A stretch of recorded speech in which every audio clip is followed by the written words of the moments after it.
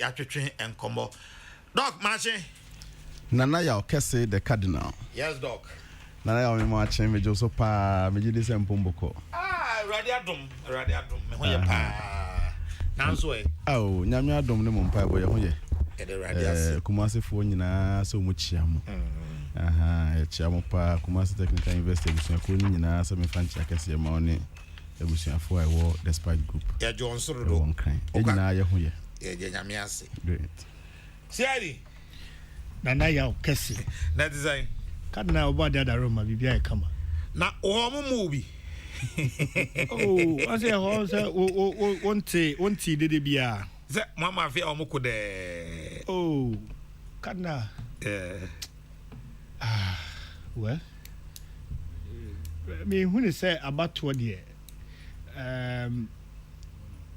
be hu obi ono ankasa ono ankwa o ono nkwa ahye dem aye album o de lusu oze me hu obi a ono nkwa afa paper ne pen no nkwa ahye dem aye album yekoto abo lusu yi enti anya sa bia wo yi obi afiri mu na wo mafia obi na do obi shem na chese obi wini because we album where we are you have 2 or more years to even stay with Sani Pano 6 months time kwa timi ni panya issues obi bi kura ye kura timi ma ho ye ni pane obi so a wodwin se bi kura no kura ni wachi ana ono mpa wasem no kura enso so in about a month or 2 time timbe ye wodofo pa ebe pe wo wasem so me I believe in say let the system run obi a oye competent and now qualified bia o me contest bi obi oba win bia you as the executives or the district chief executive or the member of parliament you work with the people because when you're a party for once you work with them you find a way of bringing everybody along. Yes, I mean himself man for a so ambition will be a man for a quarter constituency in Yadikatwa. But the point is consider be and he said oh yeah abon no sa no mo mafia sa de na ya na ewo mu ya na na mamo me mafia denti you can say mo mafia sada I mean who said oh yeah politician I believe the system no enya adwuma obia no enti ya na omo ye sa de ye den aya na omo adwene ne se Nana ya minimum me nim say wo de mdu bewura mu a sune obeto ama se ha obeto ama me ba ni refi say woni nipa nam no osan a kramai de oni nam no osan a hu se kramai ye kofu mu osan difference e wo nipa asetenam ene se bia bo akramai asetenam no eno no nti se me se me ya de ama wo Nana ya okese a me nya ma with the notion say ocha bi beto aba ma minti once that precedes the uye bia na you end up making mistakes because me try say maybe bia bema woni beje human needs won't mean satisfied and you know yeah without anything in mind just do good yeah me sana me hu no nti de ama ye ni ade no aba ni nyina ye sa ade no obi feel say do obetu MPB no wo MP ne camp nti ene o say MP no so aba no ono so de ne nkofo ba but I keep asking myself say now MP no te so album no wo ho ayaye wo what him de ba betu no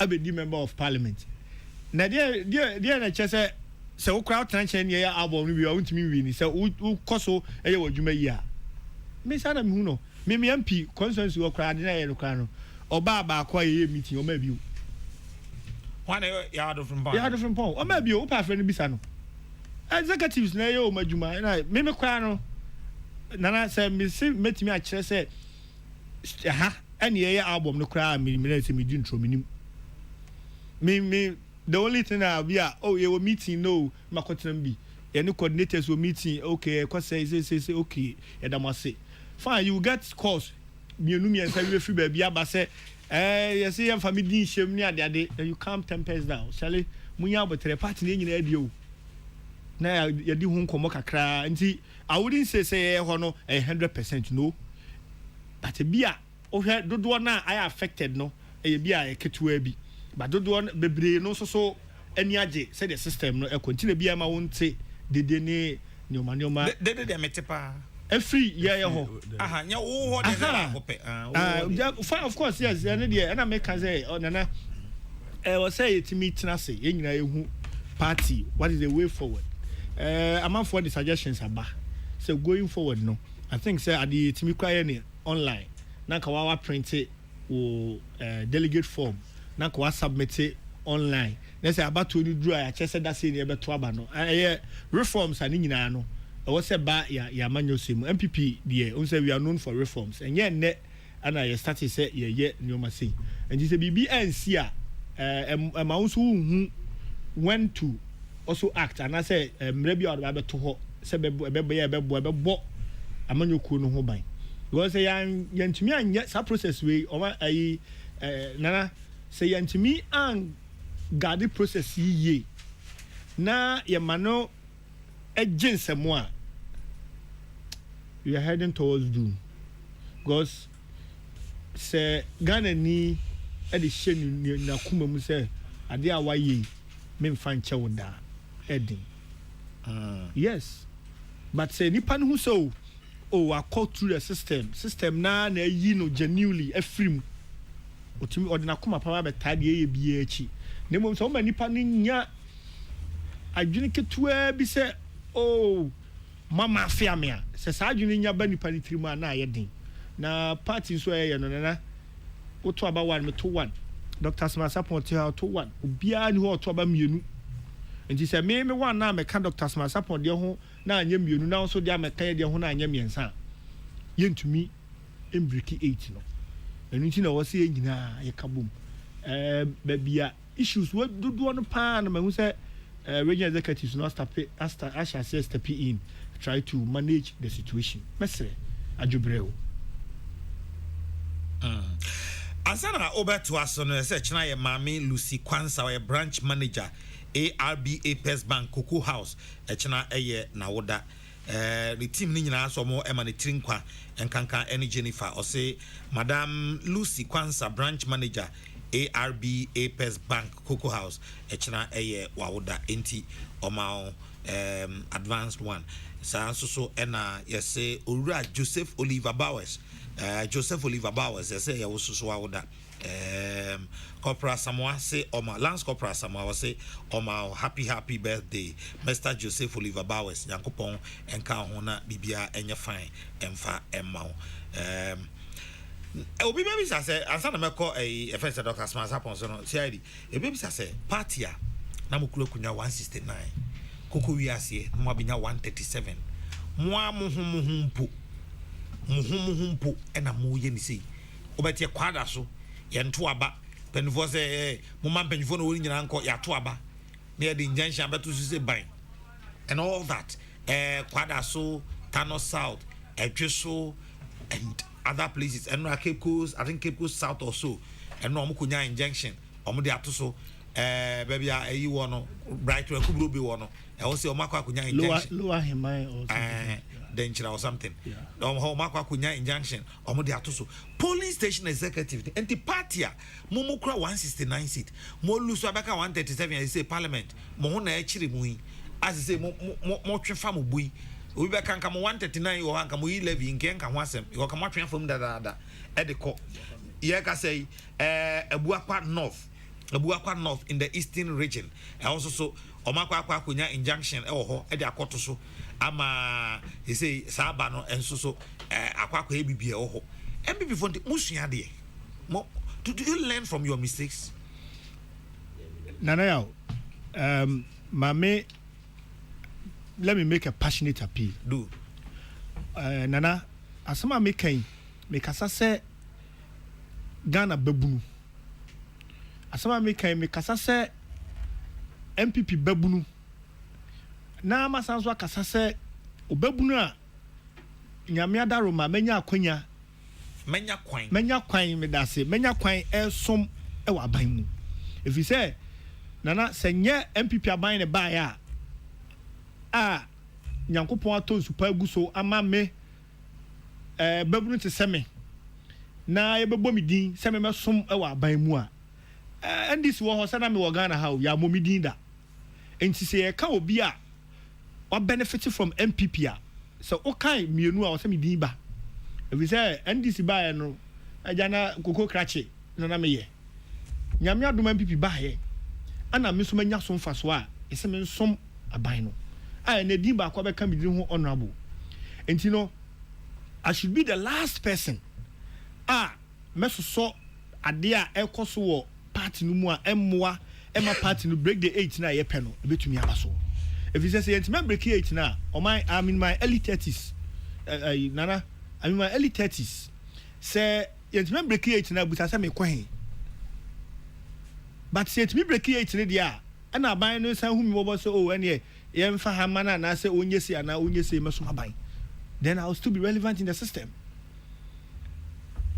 nana yawo mabunu nyinaa wo party no e wo se ye nyinaa ye de ani to ne ye hwese se de ye ebe ma party no be ko position a wo se ye chai from both sides mabunu na ye me dentia me charge mabunu no say omu a omu nya mabunu ne de ono me ka se bi oni 60 years adwuma kwa no ye ko pension but omu so na create problem no enti na wo se mabunu no ye tumi because all constituencies ni bebra nana all constituencies bebra all constituency executives na ya said do na ya mabunu enti se me babunu me beta wo opanyin achi ema wo se party no a na se me na me se party no e wo se me tumi ka kire opanyin ne se papa mame ade a wo ye emmoa party no eme ntimi break 8 no e ba sa na ade a ye nyina ne asɛ no nana yawo se babunu bi e wo ho na ono pese ni din bam na me so me babunu me so me pese me yi ni din firi mu a se mabunu ya ne ye yo ye wo de nya mpanyifo na se ma wo mu na ye nje party no enkura if you say MPP party be ye MPP nyina e ye mabunu ene mpanyifo ehu mu se o manyinyini e ye nyina no mo ye mabunu na o mo je party ni gina ho e kuma party no ansana the year 2000 o mampanyini kofo etumi aba MPP ba aban mu yesa kwatena kire mfie nwɔtwe ansana na nado so etumi esa de yaba enti nana se ye anye party na nsi hɔ a nana se obi te baby asɛm no nana aya na yedin if you say obia protect the selfish interest. Nobody is putting the party's interest first. The omuni, the ono ya constituency executive, ono hwese, or the obia, or the nishemua, or beto abama ono, ama so person sako constituency executive bioa, obetumi enya, being a chairman, vice secretary or whatever. Sounds na member of parliament ha, ono so te parliament house in ha. Ono so hwe se de o consensus executive no udi ni hyam no udi ni hyam aso oba beto aba ama me ana na se o meto na aba ama me dia enya me so me mpene da enti se no na interest na ba ba ya mienu wo ho na afi ehu ba bia ye gina 3 obi so so wo ha no so edi MP pen a onya obesa ba bio sa nkofo no so hwe se me nkofo a na wo mu so I have to protect them no mu so ngom se na be ya me baby wa ometo amame obi so wo ha onu so ni MP kurada but onu so wo vision ni say that chi no onu so ba enti wo so onu so ebeye di onu so betumi aye bia no so di nkofo beba wram nana yawo I believe in nature yes also prepare but obiara nim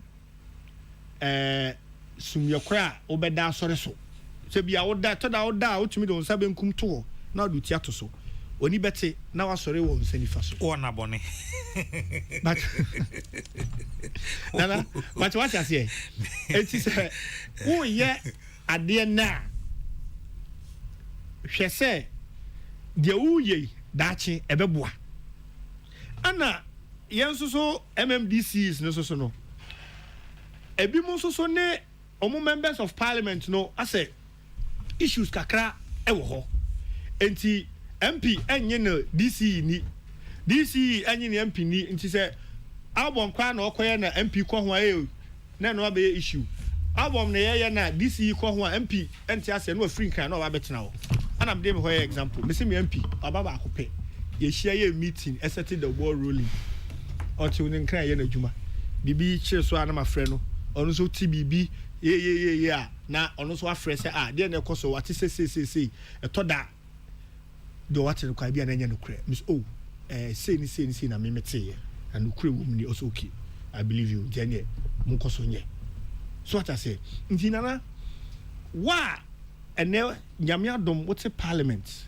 na album anya wo na wo ye wutimi di ba wini ye ma me mfa me nua adom akomensa any example Collins wuti dede won ho ono akwa na call consensus won mo kwa na omo kokkoye elections no bia omo delay monto munye sei efi se oye babunu ohu se party ne daache no egina mabunu so enti so oye bibi emwa na the party ni be call opposition dia na so no kwa no wa feli mabunu obusa wo Collins wo hwe mi di na chi oye mi nua on de mi nua prekopenti bibi oye bia mani di akire ye movie bom onu a di akire ko timi refiem kas na mo de mo pese mo baba bi mo be di la na mo matu bi enti amanfo ani je now you think such a person why you so transparent with the process no the onu awura mu true transparency no e be pese ebia nana yawa wo ebia wo beba wo mfa transparency man obema me ananka me mpese wo bewura mu bi kra exactly because the money mo nyina oto nana yawa hana say nipa nim but we get crowded by your personal interest no so much say yen hwe ade nana utumi to aba now the 3 votes kra wini one no wini na akọ eno no ye chen say obeto na de be 200 be wini a o ma anto ama no still o ma ninye say o mu be di wachi aye campaign. I believe in that. Nana areho yentena ho ti yentena ho emma mpanyimfo bi kakra bi o nyempanyimfo ni nyɛ mpanyimfo ni kakra bi ko mpanyimfo ni bi nso so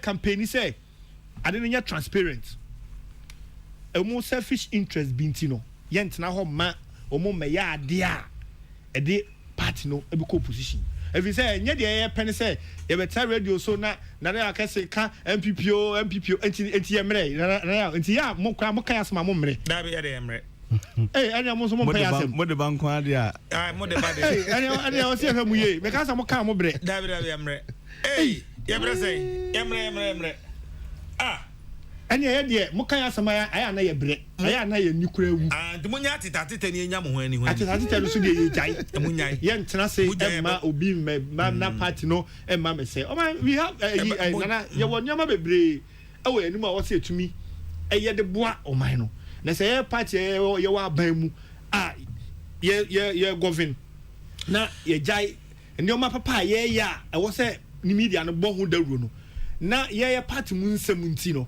media no tumi mo ho dawuro na no na ba be todwa na ye ka ho asem saa na officers ane mo ana munim de mamo.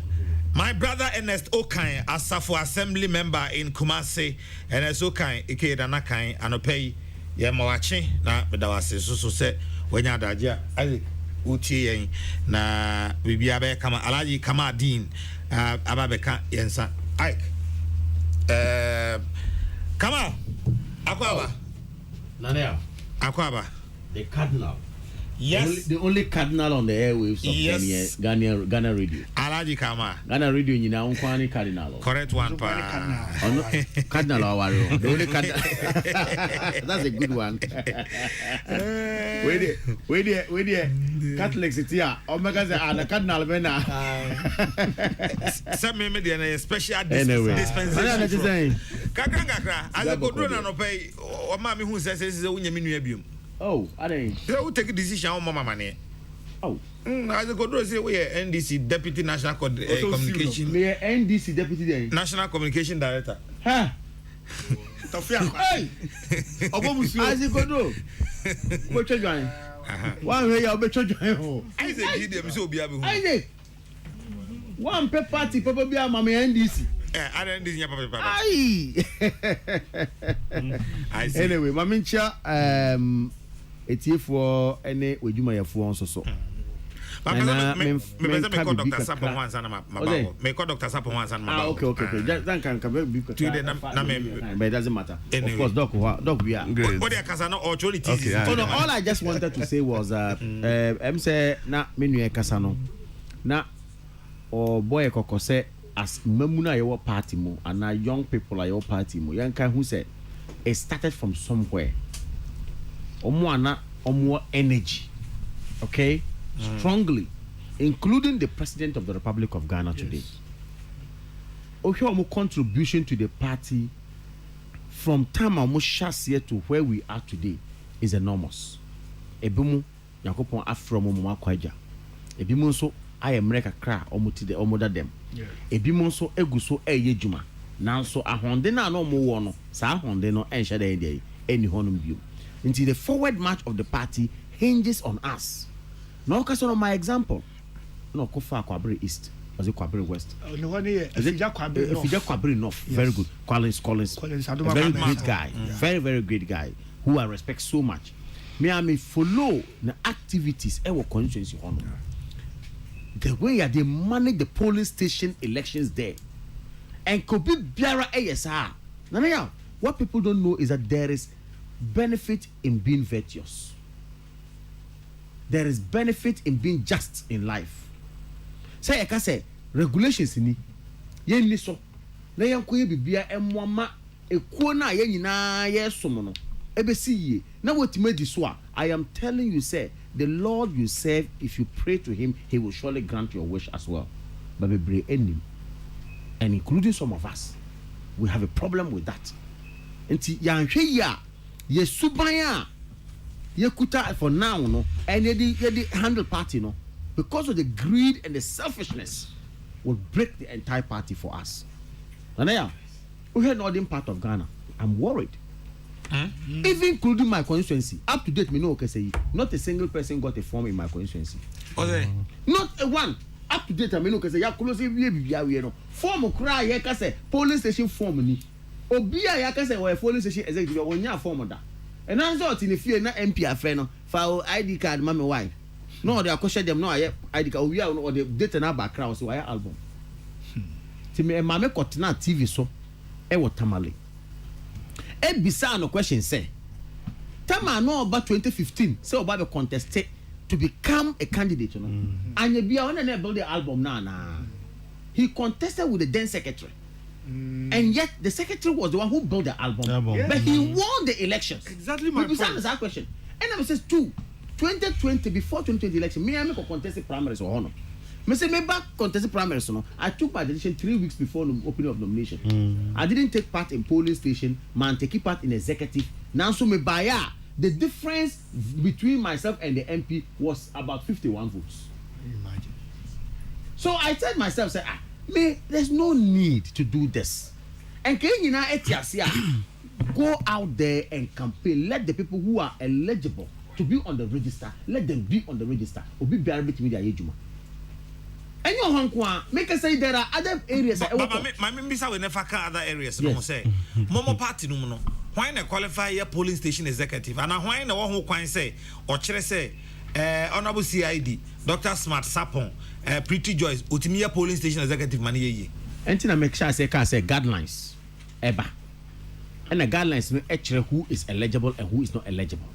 Guidelines no essentially when a bet twaba a ye opia or qualify say obey polling station. The true polling station, no, what is it about? It's about areas, a polling station, areas if you say a polling booth be a vegina and a ballot box be a vegina. And at that area no, we have a constitution now. You say 5 executives, are more like the agents of the party within that area. Yeah. And you find say 300 people near to about 300 people no to about no. This locality, you find is almost they know each other. Where as you see where NDC ni, where you MPP ni, where NDC, where MPP ni. Now where obon home of them pa, and a party na be nomination say. Now more polling station we na ye to about honum no. And about to brezo ye to about honum no. Mo yin ni pa mo fi so be organize honum obe frefre do mama.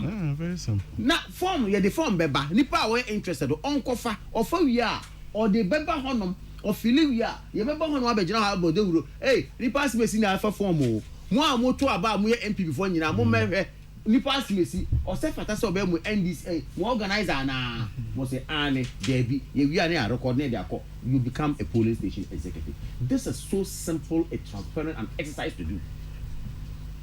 Me say obi dey akọchina ne dem na wa pe IT coordinator ma ba ko ene me ni so mo ntena ho no mo fa we mu kiwe we mu nyi no free ho we oto aba makamal me mpene ho bio we you say who tells you say na you know the interesting thing in my constituency papa bi a oye executive o fa ne ma ne ba the son was a friend saying a delegate and ne ba ne yere a delegate and on the ba second one so SI delegate 3 omo nyina me be campaign na papa non support me na so omo nyina support to aba mame me mana omo so all catch on papa said that is our choice. Yeah. So it doesn't really matter who you choose to put there, but see the painful aspect is that onu wa yem say you know na ko affect party ni nyina.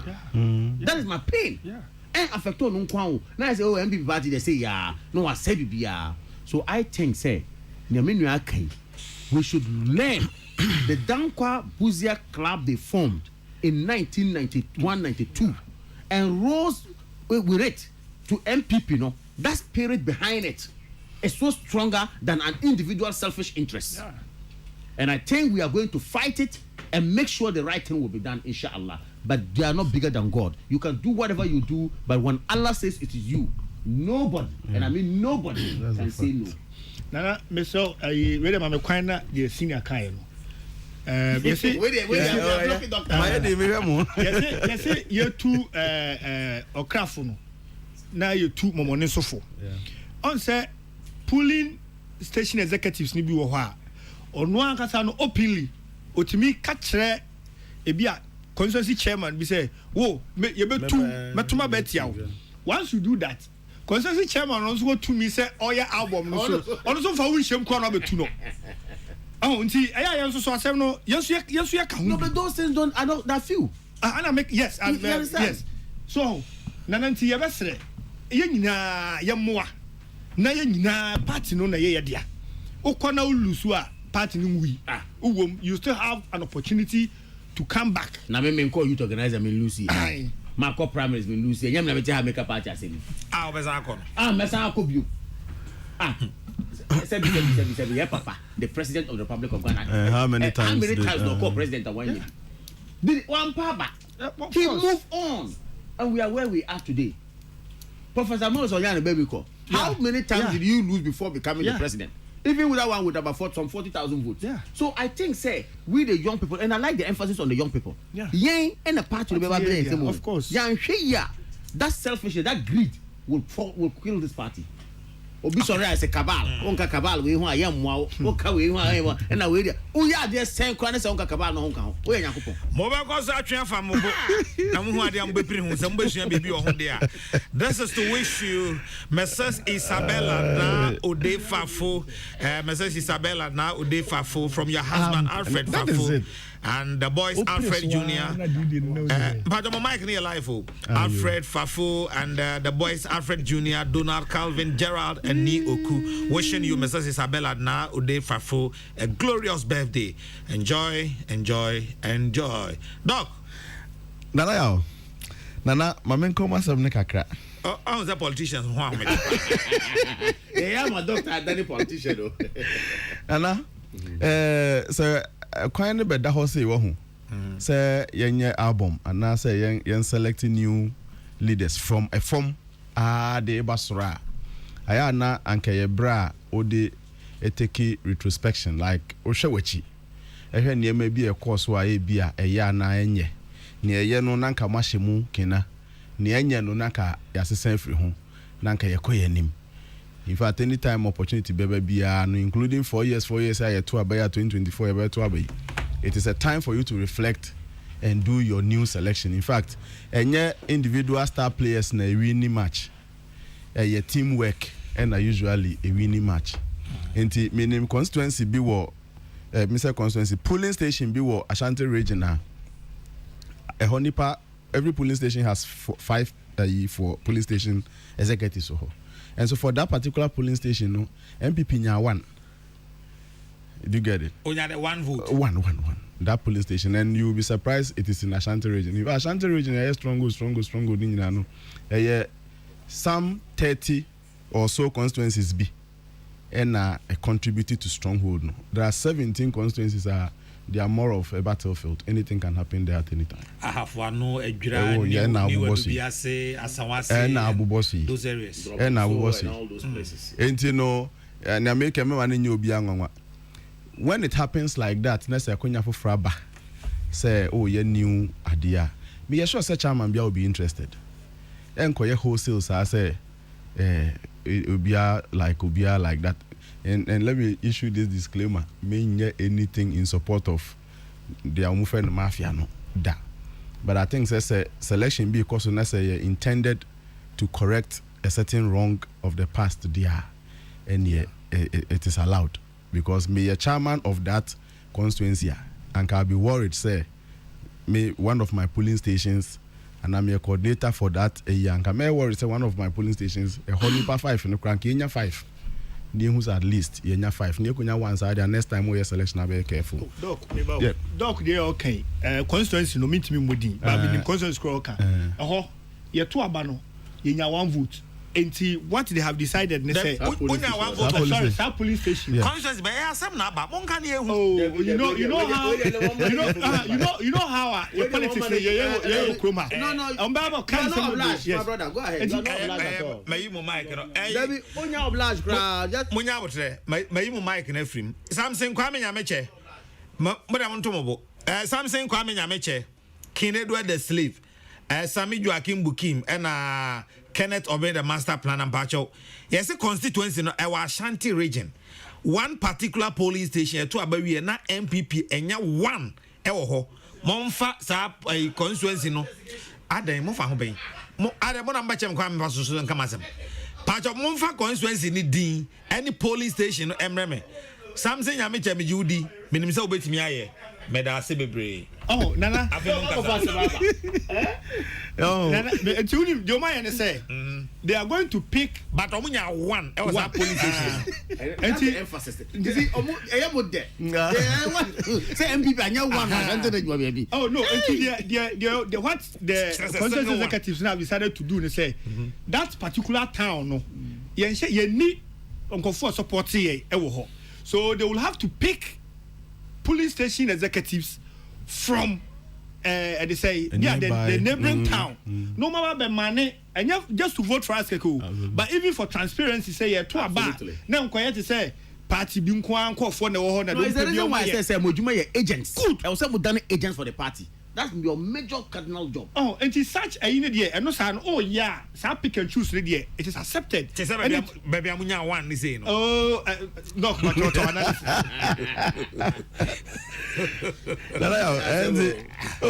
the figures are there. So many akosono ebi hunso on me purely sensationalism. Meaning one of the instances are na oba penny no chairperson of the electoral my friends and committee as a day and to manage the place. A day betching my wako she uncle for our distributive forms na mom and unya emergency. And now friend other colleague members of the committee. And now bo mama and say they should choose either they should go ahead or they man quite a can non sorting emergency and omra. And now one of the committee members say we will be insensitive if say emergency particular emergency we ya cry ma commensurate with you are. Some way into public and we announcement say we are taking off just about an hour or two to wait for Madam blah blah blah who is our chairperson Obeba near big but eventually the woman came and the issue was resolved. Constituency being so SS because of in fact forms in Kakane community team and sana regional chairman e forms in for aka ho ne ade eno ye ni person ni bia ne sa but all these things are not to take away the fact that mafia koso ene mafia koso pa say na minua Kamaldin e ka say obi tifie ne wafa phone eno frefre ni ade. We don't know what we are doing. In fact, select your destiny for 2024 and now we necessary. Absolutely. This is the picture they should see. Yeah. You are not eating your cake today and expect to have it in 2024. It's a larger picture. They are not seeing it. Enti nana akase yemfo afidie so na yemo obi bia mane say if they're breaking the 8 na nya slogan keke da manfo ano na so many abre pa say. And when you check the trends of the elections it doesn't favor the MPP. Enti enyo mu kra na nke so mu yesa ade no. Because obi free 43 NDC in 2016, eba 47 in 2020. You expect say trajectory and Ghana sa near to yaba. The patterns suggest that the next time he may cross the 50 mark. Until one say who institute measures to break the 8 senior matunidin. We share various constituencies some of them Offenso North, for example, 2020 and now they found the 2016 NPP nya 53.9, Ashanti region 53.9, NDC nya 45.3. About 2020 no 53.9 so teba 52.8. Emma NDC Nababenya 56.20. The trend in some constituencies, I've listed some of the constituencies over 46.2 NDC. Yeah. Yes, and it has increased by it has increased. The same percentage point the MPP decreased has gone to the benefit of the MPP. You see, the NDC. Yes. Should worry. So people should be worried. And that is even your stronghold. Yes. So that you should be worried. People should be worried. And Nanaya, sincerely speaking, empenimfo na decide jumadi na media na me blame the electoral committees that were set up. Se constituency bi one ma wenya electoral committee ni bi dia, any MP can sit in his room and do what he is doing. But every constituency the electoral committee see manema moye able people. E what chairman, what support this for ni ade nyina kasa committees no. Na mutimi ja the formation of an album to an individual. So baby no ya. It's sad. It is sad. In my case, a regional election research and election officer of the party is the chairman of the electoral committee. You see, my friend called you. I'm telling you, in my case. So Nana, they are throwing away all the science that exists in literature, and they are doing now. The unfortunate thing is, you will not expect to do this and reap that too. Body and Wakakucha, you bunch you. Enti the electoral principles and existing in literature, I'm sure the MPP should know. To say football. So by now they should be looking for strikers who would appeal to even the opposition people and bring in some people for them. Sure. That's what they should be doing by this time. Looking for strikers within that area. You Nana facha me. By now, so much one more. Bo mu ye from strikers or mutimi go. Politics ya kaso be a striker chess or no. Or what they be on who are waiting me train NDC for ni be cry and I say will direct opposite A for no CPP phobia and I say whatever. Phobia abeka because Seka MPP for 6 million no mu no. Any NDC for 6 million no mu no. And could be any hobe win about Okroma. You need some people obe puli adi. Anytime a swing, since I may ball offensive no for results no. You can see say the same 2% margin no MPP lose here no. Abe the 2% margin that the NDC gained. Who your chairman in a constituency like that? You should put in strategy to do something about it. And your mafia. Mafia in the cry time. Where your mafia? Where a greed, selfishness and mafia. Where you see? Mafia. Nana, too straightforward to be mafia. Nana, by now they should be looking for midfielders, only political midfielders. You want no more. Omo no mutimi appeal to floating voters, somewhere from floating and first time voters, so moment to abada, then so for na unim fortunately, nyamia and say, baby biano, talents no, ebi wo ho. Enti wo hwehwe mu ye nkwa de abehu. But unfortunately, like the two gentlemen have said no, omo amunim se we die ejam kro beto aba mame. Whether obetimi aye adwuma no, so ntimi nya adwuma no, enfobia. Archbishop Emeritus Kwesi Sapon. Yeah. Or say Kwesi ade dru ni akwa sorry. Say awo amaba sorry amonde yesum na momre ni hana enyim nkyere ne aba. Efemi Clement opoku jamfi. Na mete manso nkwanta no na me ko Saint Anglican ene maba ha na me se me ne mo besom no abone nsem pa. Efemi Kama Dean me was have lugu no na me ko Saint Michael Roman ene maba ha na abone nsem pa. technically won fa ba ko kra Debi onya hwe If we had a let's wish them well. So let's wish them well, but media nanka me say madwen me say based on data send Ghana ya to by voting patterns usually every 8 years there is a likelihood of change. Near the empower usually you don't the opposition party near Obano and you know we knew naturally ya una uja power nim e de mani pakro no nti mo ne ye maako mienu bi obi buefu obi tiada obi yese me nkoto apati den ne koso no ano na uja mu ano no dakra hima choto ano tumfu afafu na frewo ni aye de se wa hu se ne esia na esi so aniema ne flo e ho na be hu se the power has actually left e ho na be hu se there pa na wo hia biom beka kire wo se power free wo nsa wa bra ukuta 169 vote seats in parliament. Now in your subsequent election, in one election you lose close to 30 something seats. And Ukraine na boa and now 137 now what they hang on. 90 say we party we near brea. Niema say necessary towards the next election. Niema say we you see. Oh, enti I na usually general national picture no ho. Tie na me dem be general national ne bi so. At Kwesimentim constituency, please, there's also an injunction and contempt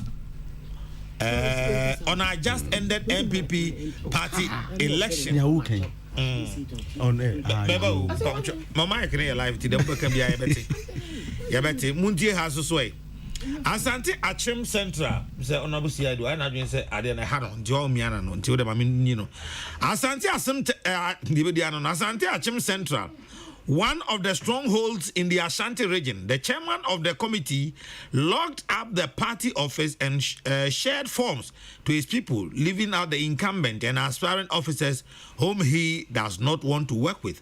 Elections were never conducted, yet the regional and national officers of the party have upheld their actions. The electorates are really aggrieved, and I fear for my beloved party come 2024. Edward Ankama, former secretary, Urban Council Primary School in Konongo. I don't know the hour they Abba. I don't know. Now see this one. Kadna, in all this mafiaism, and supposed opponents equal opportunity, people still lose elections with their own compiled register. Dom Kwabenya process has been fair and all participatory. Kudos to the regional rep Jeff Kasim. Okay, Farouk. I don't know. And as from Taifa says, now I am appealing to other constituencies to emulate the peaceful nature of the election we had at Dom Kwabenya and some Taifa or no society or the Abba and okay. Someone can maybe it's Achimangwabia just South constituency. The village is called Fankomari in the Nkaria Penin electoral area. This happened in 2016. We had one vote during the 2016 general elections. One for Udin and Kahun. Okay, Ogauli, and or they will say if we encourage by say come on, we say Omunka.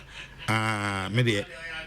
Monka media mekamasem. Shiftman say in Atozu says Cardinal.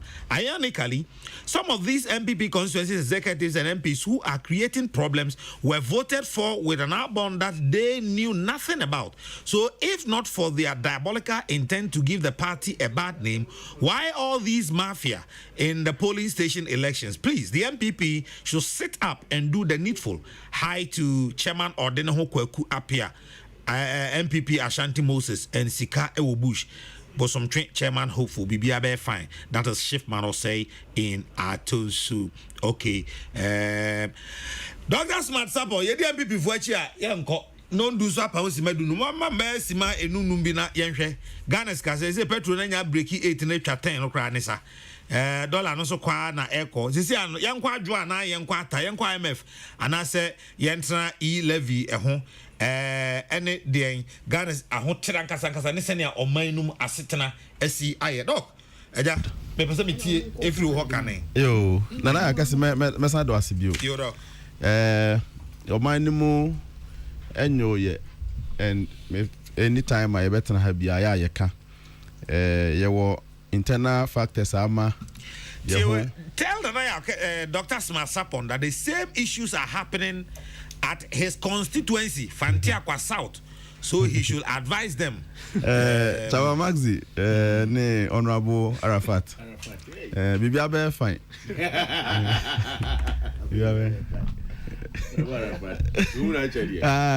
or public as council meeting for start setting this why busy kakra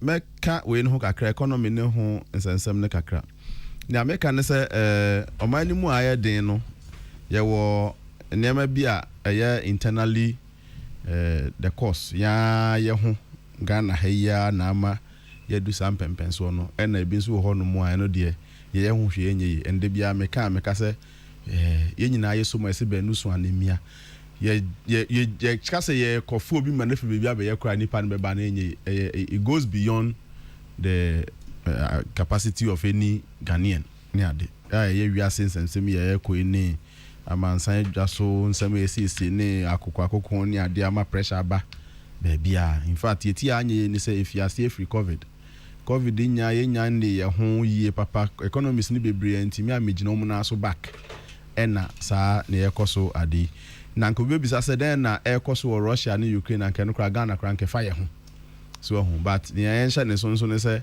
ewiase adasase kro ena da ho ena political boundaries ni ade onam ba bia me kai me ko ba bi wo papa ase bodwa ase kwan nim ho onam ho no mu a form kro na wonam no area for ntimi ka cho say aha no wasi central region for dim aha no wo central wo greater Accra aha no wedu ha obom domi abra ntimi chiro say watra onso de onam ho mikita GPS ne ye nhwehwe mu bia ma World Bank ntimi kita GPS a me demarcate ade no with an chrome honey with which also dog hano ura central she anywhere chese ura central so ndo nim so tra banching for ya hadi ko nyina ye bojo asefo asa central region na bibi enti ne ebeka one end bia no etimi ka the other end me there I think say some of those things ebetimi ye ho bibi but ne ya ayenso internally ebetimi aye abema ye ho atoye no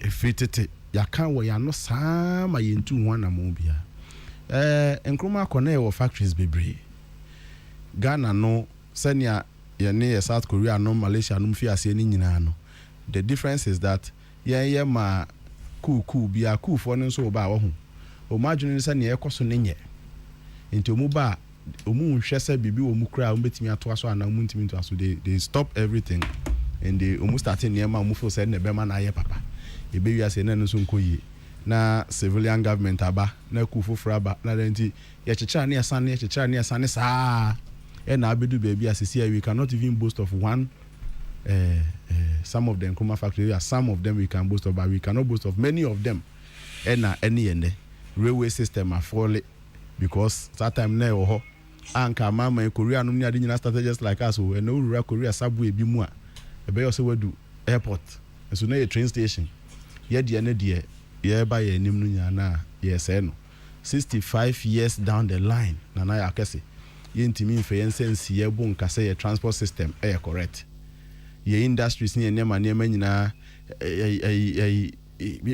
minim ya yes ye industrialization one district one factory ya Korea yes so pre ye taste for foreign goods enyanse san ye pe bibia brochire de entoma brochire de we brochire de football bibia ya brochire de enso ye Korea yes Ghana we are not industrializing ye Korea yes ye dollar ni ye kosoro enso so ye mpe bibia Ghana nanka wan fa cedi no anse sankoto bibia brochire wo nanka ne dollar no mo twakabe enti we are the cost so mame enim say ye dollar no na ekoto ne ma no so mame member sisi na ya sign ato so Evans Nimakon director of elections NPP Evans Marche I am just my phone today apomu de nkeye na aka de aka ya mebe enda so yankoma ye dia no pay na eja me production team amanya ntie se wo se wo ho asem kakra eka opese wo kire bibi kakra na wada roma ekwan da ho yetie o You hear my man now, and I mean, Chelsea for a big fire when you're with him come on a pen. There may person may say, Kaka can say, you can't have some of the a bar, you feel back home, me back home. If you buy a started a polling station election, baby or what, maintain what say about. Apart from 7 constituencies, 6 National Council, a film, a Domoro, Asin North, Fomena, Aquatia, Savulugu, taking my south. Elections, air Kosovo, baby, or polling station. Yeah, all performs are wearing ya and she share her. Your call venture, young fanon, and share her. Yeah, got to about when we need and share her. The message say, Almost my barber to party and you party paying for Atlas Asia, Egusu Shebi. Party Asia, Tanon North constituency, a half region. This is share the buy and say, and she show me any almost corner cottonassi, no more starting yet for Mention North, ever before party paying for any, and she say, I could so. Any other constituency ACI, the catch on said, baby, on my head on train and penny for Dinkomo. As I say, I him no. The Jitum say a constituency, a demo, our sentiment. Nipa don't do the petition by party penny for any almost in common. No, you name the room. Nipa almost from within say a sign petition at their brand national party. No petition, yes, sign and run a DA no. The film Nipa 4 petition no. Open at your so. Nipa India on my petition no. Open our abonum. Nipa India on my quarter form. Before versing committee. Within a better more James Abem. Now, form no or cry mamma no into a better form. Or form me a say. Oko committee no one way near Bra regional party or and Bra national party. A big baby this and nothing I make us say, yeah, a coupon constituency, and won't sit down. Almost I know Babaji from Similar, and then almost better to be. Now, there will be sending text message back. Nay, no pepper, or no elections will lose or anyhow, and you're there any budget. Now the message is a party for National Council the directed by we are committee near yes it is so we are party member now for so election in Libya and to say near Bano yes it is so now open so your polling station executive no election now when we near and when you say Saturday no and the Bema within about the party in Casino Mammy be by me ho a brown almost says on the swamp or Calgary Central. Oh, yeah, a polling station organizer. Or send a one finding to Montu Quetry. Almost to Quetry, and me permanent to Abba. Yes, say, maybe show so on Tiasia, committee and Yamabia, a book party in India, or Troba, party no better than saving it down. And to make us say, yes, shares the Sala West, yes, shares the Sala East. Now, the one my. Oh, exhausted party, she said, dear Guaquemo. Now, my also now Kokota. Did you say new patriotic party? Yes, no Coco. Name of your own partner say, well, you're committee member. Then got a family show them. More here na your party, no. The whole your committee members are one say no. And not dear. Report ban and yes, a party, in the war, Neganitra. Okay. One among. Obanim person bisa on some Kokrokoo you know, and I mean, seminar for your income, did he kindly say? Enti o patch say mwati kra sebia as our constituency we are polling station with problems e wo ha sei na officially munya petition bi em free ho a mubu mani go so ye mu ye ni mu so ye frɛ if say constituency executive ni po na organize elections no a special committee a national council de buy a regional executive committee representative and a dano a constituency chairman constituency secretary in the party paying for a dano and what you know constituency council of elder say council of patrons almost say account yen is a constituency na eduma na edama edin dey bro so na be ba beton page go ani na enye sa hihye ye koya na party de ba ya baby dey akoso ayente say obi agu agu enye no a okay second thing say social media also media houses are also ye elections apart from sister mekaim 269 constituencies yes ba ku nyenu bi akoko yendi omukoko no oman kasa ko yi assembly court actually oman side akoko to be as a party afrom na me say what they are saying no akoko to dia anya ni e court nsem nti e betwen ko say court be dia asem na wi nti me say obi a bibi tse wo so no yes we the other court here enso unya sa ho nti bra party enim ni ehwe ni ankasa mesre. Okay, mami another instance na fe yenhwe oka Asante Achim Central it me pese me di ugina Asante Achim Central say sa abato na course wo ho complaint aba ni ade mo hwehwe mu no ede agina na national mo si e wa Asante Achim Central na national si ne say enko for the petition about yetiro the police station ha ya ntwa police station ha ya to aba na di omni say nipa sign petition de buy 321 emu bi edin ewo abo mu say omo ye executive if e dey no sign petition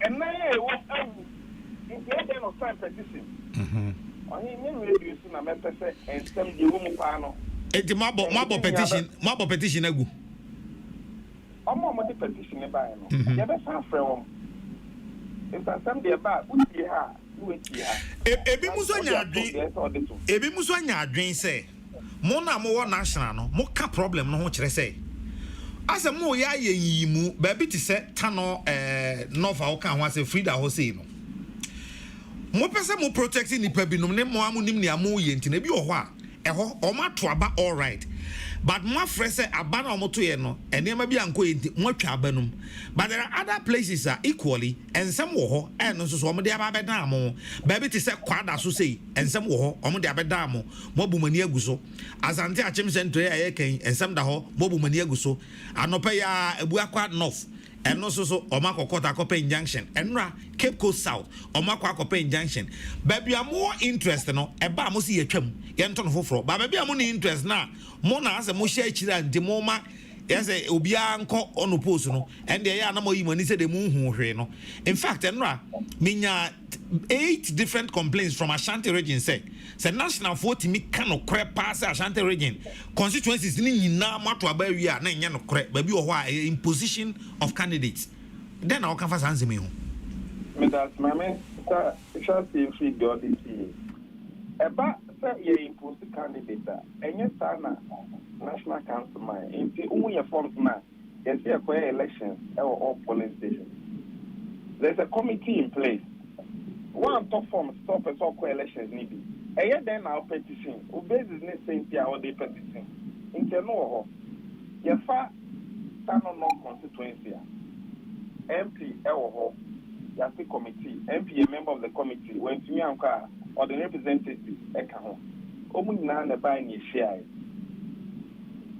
committee mu ache one album from one side another album from one side na otu baby na cafe national party ye pelo credit ye see san kwa no fofo se wo a meti wutie ha wutie benkum wutie nifa wutie wi a wo decision be na be fa obeji two album na dey den and to be betting at next day no aka dey ono no e won boso na no kura wo me say ye tie baby ba ko ni ebua enso tie ni mi nyina na the petition brand me na petition ye hwem na nipa e wo mu no eni ati asofo asase so a na me the wait ato that petition so me ni say na say nipa 89 a omudi nwom some ye executive e be dem mo man kasa asanka ta say ye mi dia free into one the trust that petition no na make say utie wi a no one take decision e be bua part me nkanko me di tun say baby wo ha me ntim ho ase kakraba na me say de wakọ elections a we lose no obe ne den On the other, name no, as so far a more do President for the mind and say, a young poop, tell the messenger, now pass the war bem. As is all that prayer, they did not secretary, now opposition. Into the nine, Mrs. Opinion by Hocase. Yes, say, a near no, a bed, the event why my party after a bem, and then why. Yes, Nemo, no crane, you must say, assemble the two parties, any more national, yeah, rank and want them. And Ray, the lawyer penny advice, yeah, they, of course, I command committee for you, I said, yes, so court. Into baby, obedient court, Yama national country, you bet one among. Yes, as a woman say, as soon as I bet one among Bisano, my party, every one them now, Okano. Now, on his meeting, call rebelling, the family court. Yama timeline. Mate. Yo, Mate, yeah, that's it. Penise, Udi Kokon and Katia, na air there. Udum Betchero, Sanya Denswa, Waunim, and about the Mansona air there, you trim, Monamutim, Moana Moya Madi. Inti, Samobeni you, Samunian you, Ghana for the Abatremo. There, December 7, 2024, the Munjing Gasamoma, Mobaba, and Bam Baba to you, a police station, Mobaba to you. And then I don't pay. Mamen Fatinkwa Emma Emmanuel Newton Dasuberi administrative manager Edma Kumase Asante Kokrokoo Football Club. Emmanuel Newton Dasuberi and wawoda happy birthday to you Ima Yankopon Nhyira na adwuma mo boma Kokrokoo no mo na sa mo ma hwi mo mabam monyene mo ho na monyene sa mfamai Emmanuel Newton Dasuberi happy birthday to you. Doc una no na wanu asem so no first ma me na me nko nua no na so no pay. Enti in fact nya meka ne se ye nyina pese o man ne yi a ye di kan ye ma ye ninku ye de kakra ye wa ha ne ho na ye mu ane nyina mu amokra kransa fra brochire ba ne nyina sebe kasapreko ne me ame wo fa kofi djuma akire se umbetimi aye bibi wa ha. Why don't you come together? On elevating on some terms and conditions. Ni produce ni man bi wa ha to the taste amope na munje no ha ya ni entity sa broche ni man so nana ajenim of PB cocoa processing adi actually some of these chocolates we do outside there then rachi am who say cocoa board CEO Joseph Boahin Edu ene so simpanimfo bi so assign agreement bi a afi cocoa ni nko bio umbesi factory no ha moma adandane ne mani. You see nana ya see timi dwen internal sa no a sa pressure abasi de ne so ne ho nsensanu nyina no ebetimi ateso ya nso so timamfo nso ye moye chem so kakra na ne ya na ma etuotu aye den pa no oba ayi mu a literature mu adesua mu a ade e ma tax compliance ewie mu die se nipa no begia tomatu tax ewie ne ma mienu the knowledge about the tax and afi you find the tax socialization benefit ben tiase ben put the people into the tax mumu bem bi hu se we ne de to ya de kwa de we specifically now year back mienu mumu hu se ampeniampa the tax they are paying has some social relation with them there, then compliance is assured.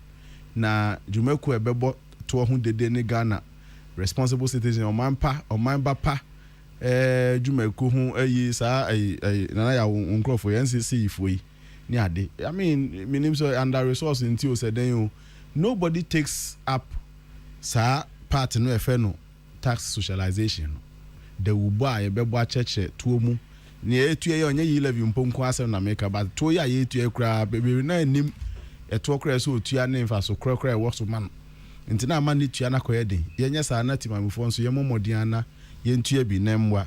My last point ni ye petrol nsem na ekoso. In fact ma men kanka ho se ye was special groups and na special programs wa sa de ye omo a aya oman ni nyina tai feel special programs ni bi me kan ya manfo be kai pa school feeding nomne free SHS nomne napko no na yenim ade ye omo a eka oman mu ni nyina because national program ya to the special and na special groups for say driver for teacher for then for ensem bi ka omo a ya na ta ka oman mu ni nyina mestres see e petrol ni baby e kono France for akere say they can do something small about it mestre ene mate se aban mpanifo ko cabinet meeting o munhwem kitu abienso o mumra out with a communique kire se ne ekoso no ewo mu se eni yensem de but they want to cushion us kakra me hu se mpanifo be bring so propose say government should look at cushioning us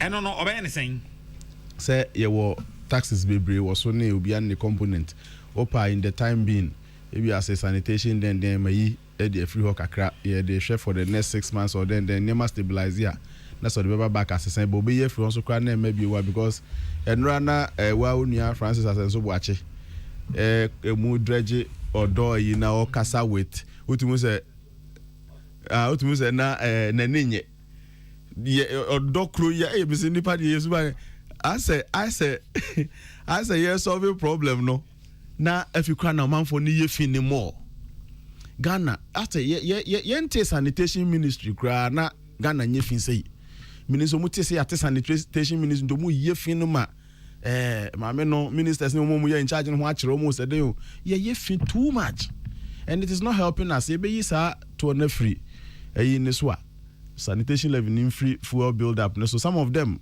we are tete so kakra and so but o the ente so kakra overall effect no e be ma o man for no han kakra me hwese and after cabinet some of the good news we may hear from there and they say Abai have tried to cushion us a little with the fuel price ye nim media me ameti here me nim pass world problems in your name because you accounted for some of the reasons but me feel say ni nyina mu no nia ono ani nua Emmanuel Macron aye wo France wa hwe atete ne maso kakra mo they are in the same mess like us but ani ni nyina mu no timi atete so kakra aban we nso hwe na onti bibi so kakra man on the fuel it will take the news ebe man for hwan hen mo kakra and the original filling station as a voting fee nya bibia ye bu ade a menim se me bu anka 250 nke se eje keno twem 250 kadna across 300 and pra na egusoko and that is the situation we find. I think it's a good time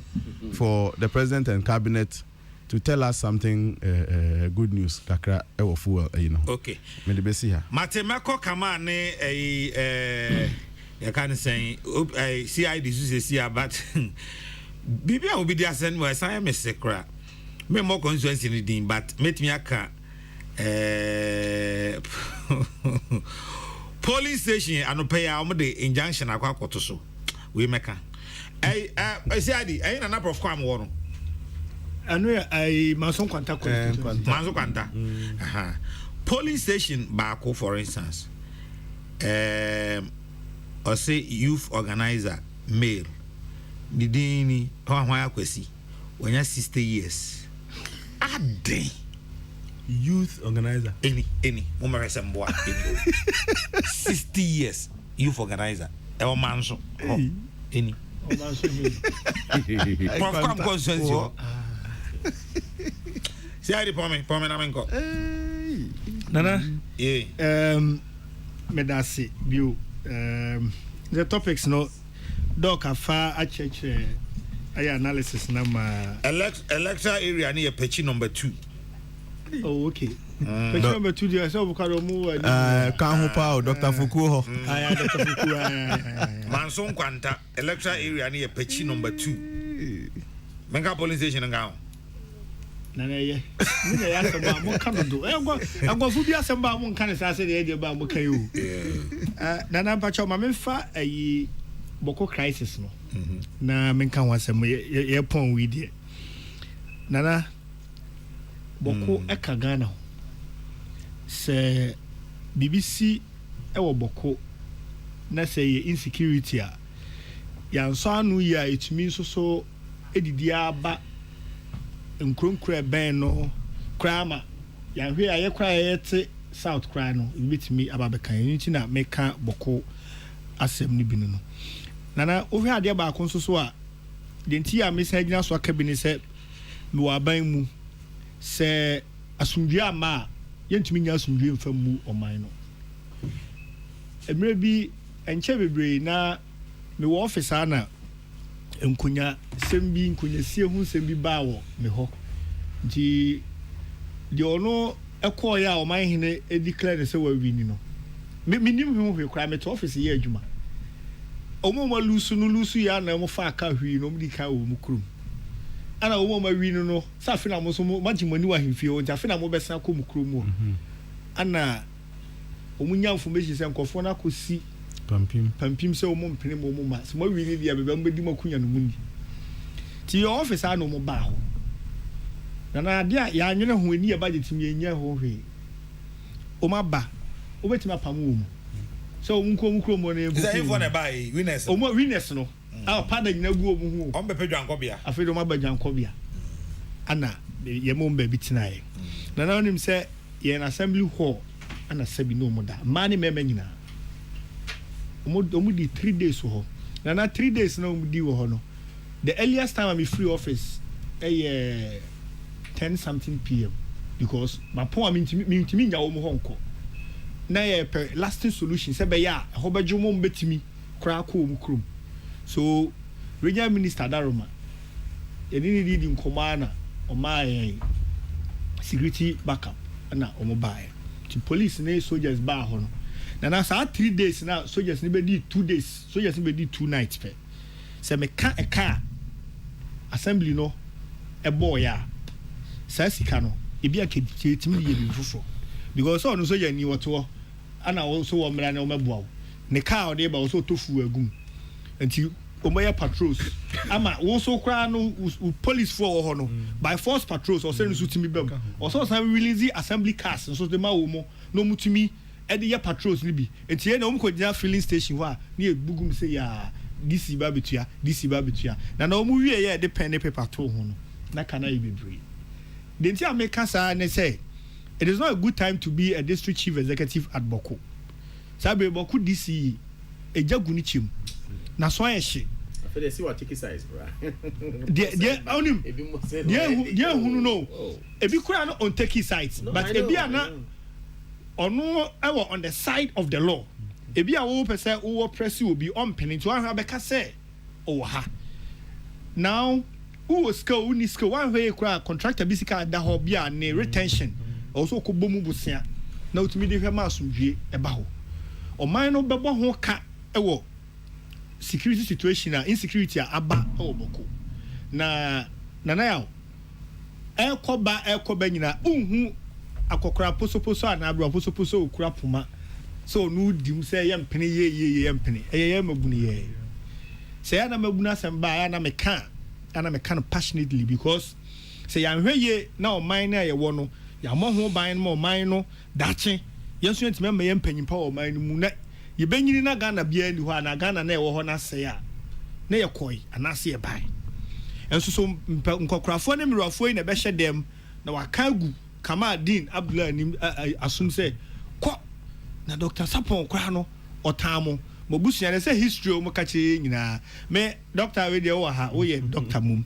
but ana history ni wo mokache ya mitie aya bia for exam purposes and as be academic purposes ba me nyini e say history asamba ko a asia na nkokrafo mienu na wo ho we be ka different nti dia hen nyini oral history that is the problem with it onyini say ekunyakese ne frisuro na ko me say me gidi for exam purpose ni akire bi na so kunyakese mama papa kunyakese you don't need to even answer Doc's question maybe only you na na etro ayi bia ma say eno na ma ho e bai if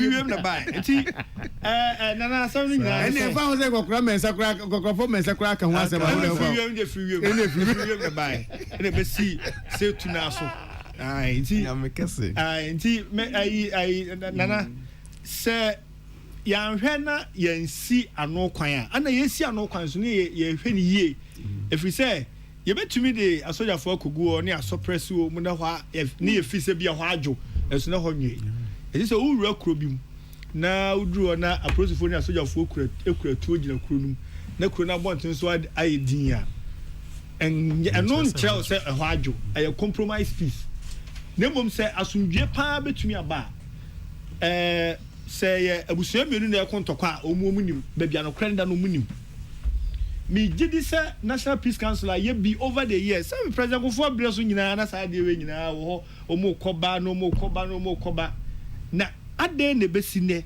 ase eya na ya ye bola suja no phone wo do na kotie mu na ahyew na say asem no e wo ho a wo se hwani e ka ne nana say ya mfa ye na ya nsi fom asoman ne bi ye ya adwen so we de bokofo nko a na enya enti ya yete ahafo de enye yasem ana we de ya yete easting enye yasem a enye enye wasem ko bia ne ba beduru wo ne beche na emom hunu se ka se de kɔ hɔ petro ye togum aprosifo ekɔ sojafo ekɔ aduane omu bedi ba bi omu beda mattress omu beda so nyina eye sika eye ka sa sika no anka ye betumi e de akwakosi 6 unit classroom blocks bi ewo nkronkro bi so mi se mi hia bi a ye besi bi wo hɔ ma me a mani beje ewo me district mu enti se bibi asi na ebebo aban ne ka ewo se nyina etimi hwɛ ni esi anokwan afutuo ba ko pɛ menu anu mabunu yɛse wo nsɛm adin pia yɛbu asɛm ne deɛ ɛba bia bɛka deɛ yɛ ne de nanso so wɔ se nyinaa yɛtimi ɛtɔda yɛtimi ka sɛ asɛm a kama din na ɛka deɛ kamene ne nya adwene koraa mente ase ma ne da ɛnso so in order for peace to prevail sɛ yɛ kuro ne mmonti magya manaka kama ka de na me hwese no be ya adwene so se de o kan ye no onya adwene den to de kan hwese de o be ka se oh mission they can now I'm say CID akọ fa disturbances in Boko na doc nso ahwe the cushioning that Ghanaians deserve from a government, from the government, fuel hikes on any economy in general. The kana may bonity no mpese ka yehwe first of all the economic situation. Ghana for to Abama na Adodan Akufo-Addo in 2016 December. 2017 Obaya yeswe in the first budget or deba or say me dwene mabunu ho e wa Ghana. Let's say and take the bull by the horn and take bold decisions sir. Yedache NCAE in terms of developing the human capital of this country. And the only way I'll bet my son say pekwanya obetima dia to honom ama emabunu bia sebi na onam street so oton dog chase oton chewing gum oton PK in other things no sa mabuna omonam street so a ubi so omo say oh me nisika anama ufu nisika so betua ama ma school no ti me free man pon ma bank kan say me ba beton dog chase me wie JHS me nisika nko na do say sa how no yen yin free ya so. That was so bold, even before going into his own budget. But I'm building a point. There be town no so sir. My name says I'm in here, but I'm just building. Okay. See, oh yes, we Sikapudwa here say the base he had to fashion out a strategy for us to get it. And now me can say that particular policy is still going on. And Sasi cannot make once a year. We are paying for it. Yeah. It is part of the economy. I have heard Dr. John Kwache of IEA. Yeah.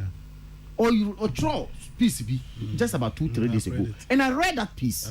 Now all my suggestions say, and Kaya or mine Kaya for Napco and Twin Chain, Yen for forestry, my Jumano, Yen for Twin Chain, Yen for if anything, he obo another allowance. Restoration of allowances now, Yen for Twin Chain, Nessa Sikano, Yen channel back to the economy, a Bekushi Kakra. Oh yeah, no saka say taxes no tax exemptions. And kaya de ma obia yenhwe eno so na yenfa kushin kakra.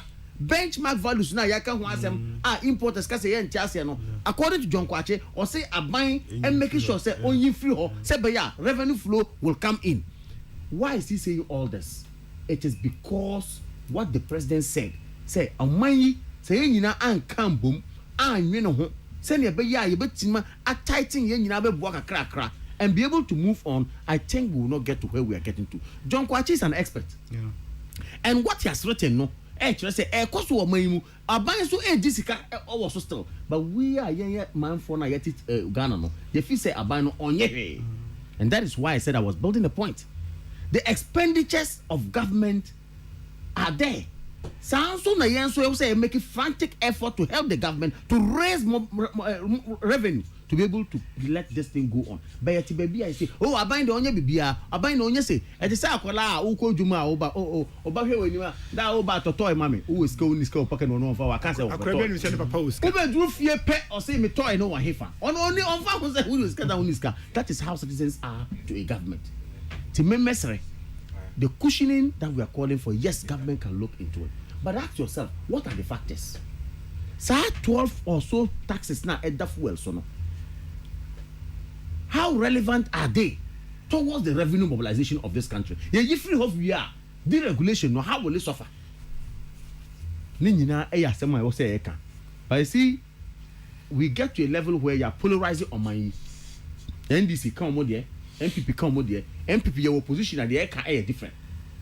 Sounds on the NDC opposition at the eka are different. Omuba power no one amwanu asesa. Yen so your power na ya no asesa. But it has gotten to a level where we all need to understand, say, indeed, back to what CID said earlier on, the youth of this country are the future of this country. Now say yansha say manu credit, some of this thing will lay them bare to ourselves. We'll get to a level where our national politics will be a jeopardy.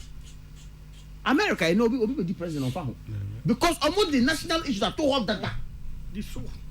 Uba diso enye no anko na Joe Biden ko sign let us say or the 13 billion account budget for expenditure in Ukraine. And do national leader that. But yeah National Development Planning Commission mandated by the Constitution of the Republic of Ghana. Bisa say why is the document of National Development Planning Commission? We don't have it. We are not using it. Yes, sorry, and NDC say and NPPC say we bo wow any news. NDC now bo want news. Young quarter say obi abowa. MPP ni abo want news. What kind of country are we building? And I think that we, those who have the opportunity, and we are young and enterprising, no, we should try to start building bridges and then bring this country together. Otherwise, we have a very beautiful country. And now, what you call Gambia da? Sierra Leone wa ko hoda. Liberia won ko hoda o. Na now. Where the mesro mo member sa country di me ko country bi a West Africa here me main airport VIP lounge mo dey ba ko plywood area partition. I am telling you plywood area partition VIP be really Burkina na they member sa country di ayo because of diplomatic relations but I'm saying that in West Africa here plywood mo dey partition VIP no which one me say this is really say Ghana you have been power. And yet we are not seeing what we have. Who are buying, let's say what team simultaneously are buying more than 5 interchanges continuously, simultaneously. What's that buying on you? Come on, you been a worker doctor Kwachi. Serious? T. I've been a worker doctor Kwachi. I won't say, yeah, you think grass and affection. Or quiet the whole for the whole land and the hunty. O call ye so. Shem fufu na send isi da o se ha me do aburu beba pa no ado no akokọ beda ho ye kama no ado no akompoko ho ye kama no ado wado ha na wado ha na wado ha uniska do befa librafo uniska do befa by day for ni nyina ye wo ba akofo ya ho odin ya ugidi se 5 na wado obetimi ya ni na no you see I'm saying say me question of course obetimi because oh yeah you see your argument hinges on proper planning. Yes, oh sorry, I'm going for 5 because you want to do it because of name. Enti aban no all these are interventions by no. One sorry waka say me kwa koye keke. Na adwene bi any reason bi eta ho. One, unemployed graduates are no mutife na ye pese ye bo mo kakra no. What is the intervention? Na sika bi wo ho ana ampa sika bi wo ho. Me no ka say NAPCO doesn't owe again. No, 2 months in try, but NAPCO is not owing now. There are new cohorts that be back up. See, I buy no planning yes, but the example I would have made here, if I depend on oil craft, Kuanina or Coquest, I one planet. I'm sorry, I say, me got because I'm saying me that one is not the case. But NAPCO was planned, okay? Forestry was planned under year. These are interventions to help with saying employment. Sa forest na make ho asem why ye no. SARS communication tax yi esika echo why ye. And edi kokutua. We need to plan. So they are all planned. The Albino knows what they are doing and we are ready and poised to help Ghana. The situation is global, but I'll call for more interventions. My kind text message you as my last message on the show. Good morning, Nana Kessi. You should have asked Evans Nimako about the issues at Bebiani and Nyaso Bekwai constituency. No, it's not good. It's not a good time. Come on, but my mic no off do the Muntie de Medebano. Or say about 1,000 people who were denied forms and subsequently obtained some from the regional office, but even the regional office refused to accept the forms, petitioned the NEC and brought the forms to them. To date, there has not been any comment on it by NEC. The people went to court and the case is pending at the court, but elections are going on in the court. What are we trying to do? Story. I think say we cannot sit here to say the rule of natural justice. But I've even asked you to comment. No, I'm being fair to my brother Evans Nimako. Na menkasa comment here mami. Kama menkasa comment here mami. Ejari shiwawa. Kama di. Oba bro. Mo wanchire mu be. Akwara oso ma men na no bento ampa ne to da abusam jama ne mada kama Dean Abdallah say Dr. Smart Sapon Honorable Clement Opoku Jemfi CID Pedamasi production team are Dr. Father Dixon Dianimo Kennedy Asante Osei Osofo Koja Asante Stephen Bafo Isaac Odro Peter Square Pretty Joyce Nana ya konedu mami biama kwafo odi ahenkan kwame yeboa naposo adwa yebo eje akusua go aboaje damu nyina se na otwi nsoso ye de akwa kogu me sorry Kofi Kumbasa na motra kwapim se premo beto metremo ma chairman general Kwame Sefakan abusia ya frame nana ya okese Usha me na kakrasha wo ho abam bia dia no afrem the cardinal. The radio sum djeja mu nyina. Nyame ya aduma dwara mbati chairman general kan. Hwa ho so yie no ankwankwa ankoto amane mu. That is why we be drinking all. Me the radio sum djeja wo. Pakrao.